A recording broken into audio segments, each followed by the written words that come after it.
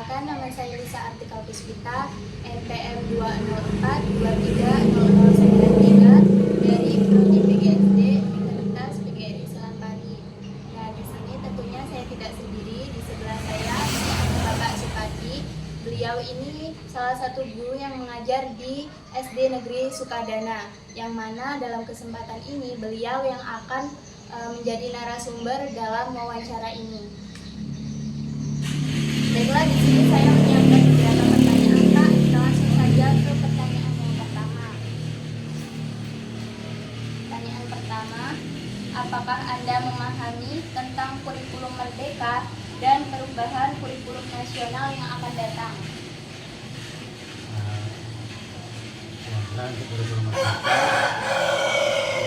tidak seluruhnya ya kami memahaminya, yaitu kurikulum merdeka itu yaitu mengenai pedoman ataupun titik awal sampai titik akhir pembelajaran yang menyangkut dengan istilahnya kompetensi anak yang dipelajari dari awal sampai akhir yang sesuai tingkat kelasnya ataupun tingkat pendidikannya dan tingkat umurnya.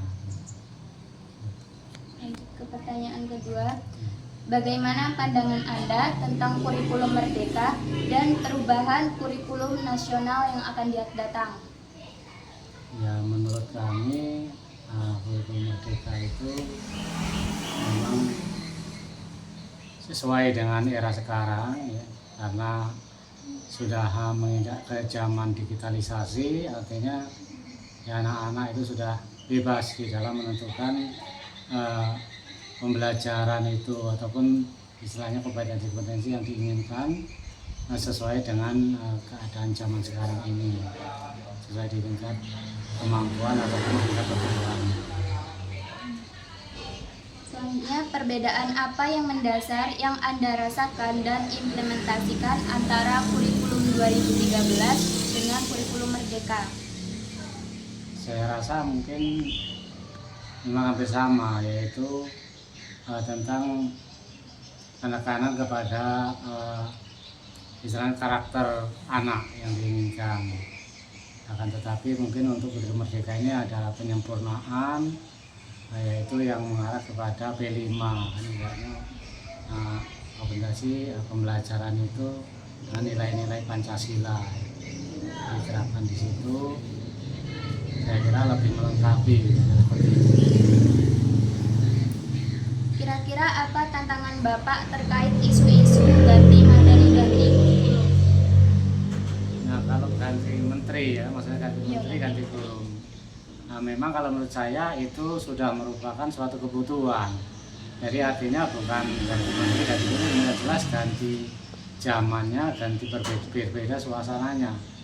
Nah, untuk kurikulum 13 berubah menjadi kurikulum merdeka dan selanjutnya kurikulum nasional, jadi itu memang suatu kebutuhan. Jadi kebutuhan untuk diadakan perubahan menuju kepada istilahnya kesempurnaan, semakin sempurna semakin baik, seperti itu pendaratannya.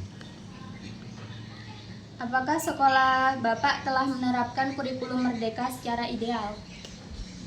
Kalau menurut saya memang belum sepenuhnya melaksanakan kurikulum ini secara ideal, karena ya memang dari kami maupun teman-teman guru itu ada yang belum istilahnya memahami sepenuhnya akan kurikulum merdeka, dan memang untuk tahun ini belum seluruhnya melaksanakan menggunakan kurikulum merdeka, masih sebagian ada kurikulum 2013.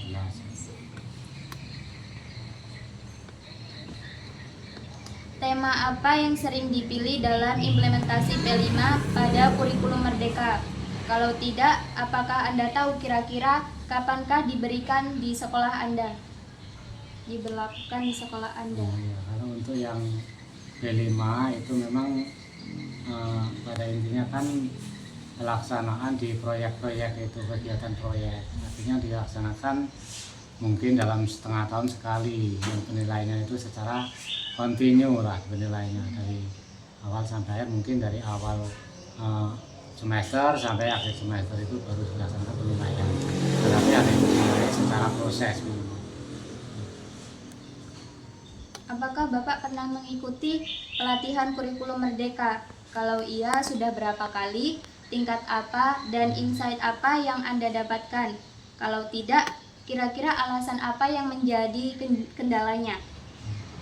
Ya sudah, memang kami dari tingkat kecamatan sudah ada, terus di tingkat kabupaten juga sudah pernah mengikuti juga.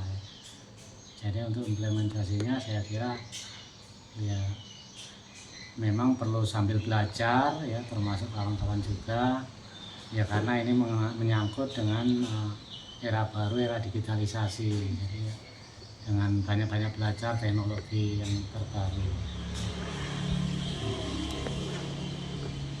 Proyek apa saja yang pernah dilakukan, Pak? Untuk proyek itu ya menurut saya itu hampir sama dengan kalau zaman dulu itu kan misalnya pekerjaan tentang karya-karya ya, ada misalnya karya yang berupa pekerjaan tangan, keterampilan ya. Ada misalnya pembuatan mainan anak-anak ya.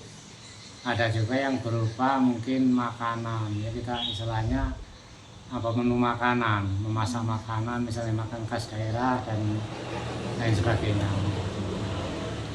Baik Pak, terkait dengan profil pelajar Pancasila, profil yang mana yang intens diimplementasikan dalam pembelajaran? Untuk profil pelajar Pancasila ya, atau kelima itu memang yang intens itu ya mengenai istilahnya nilai-nilai yang perlu dilestarikan ya, yang ada di dalam Pancasila itu sendiri, seperti misalnya nilai-nilai kerjasama, terus nilai religiusnya, nilai-nilai misalnya gotong royong, nilai-nilai kemandirian misalnya, dan mungkin banyak nilai-nilai lain yang dari nilai-nilai yang ada di Pancasila itu sendiri.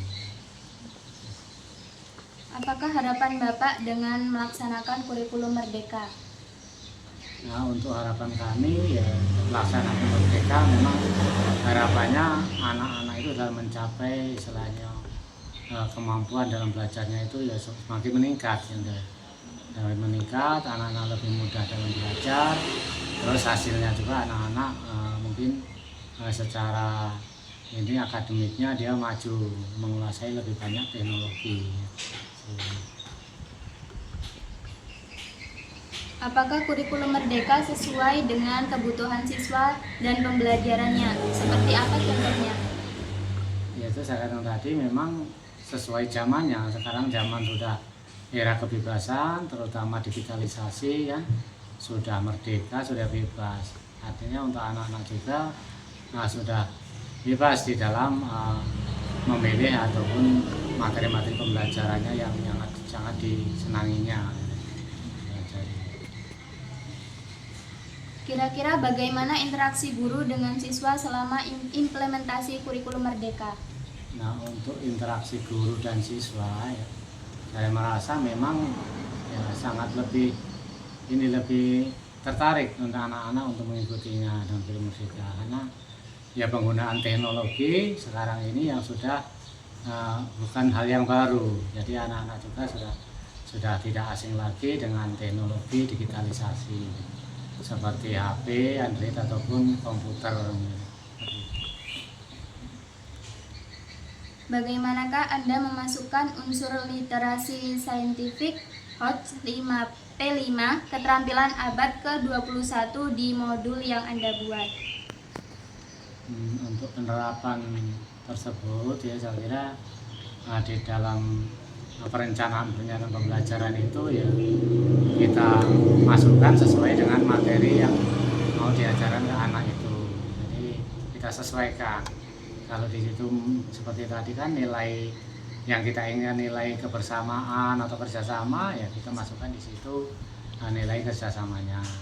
Kalau misalnya nilai religiusnya ya berarti kita sesuaikan dengan nilai religiusnya pada waktu merencanakan program pembelajaran tersebut. Kira-kira insight atau motivasi yang dapat diberikan kepada calon guru itu apa, Pak? Untuk motivasi yang jelas zaman sekarang ini kan sudah zaman digitalisasi, saya begitu itu ya. Jadi untuk itu memang kadang-kadang guru itu, kita selaku guru istilahnya keduluan ilmunya dipelajari oleh anak, jadi kita harus siap juga istilahnya jangan sampai apa yang kita sampaikan nanti istilahnya tidak sesuai dengan apa yang dilakukan anak di media lain atau media sosial misalnya seperti itu. Lebih banyak-banyak belajar lah dengan teknologi yang baru. Itulah tadi beberapa pertanyaan dari saya yang sudah dijawab dengan sangat baik oleh Bapak Supardi. Nah, di sini saya akan ingin mengucapkan banyak terima kasih kepada Bapak karena sudah meluangkan waktunya dan memberikan ilmu pengetahuan untuk saya, yang semoga ilmu pengetahuan tersebut dapat bermanfaat bagi saya dan teman-teman lainnya. Nah, saya juga memohon maaf apabila dalam interview ini ada salah kata atau perbuatan, dan kepada Allah saya mohon ampun. Saya akhiri. Wassalamualaikum warahmatullahi wabarakatuh. Waalaikumsalam warahmatullahi wabarakatuh.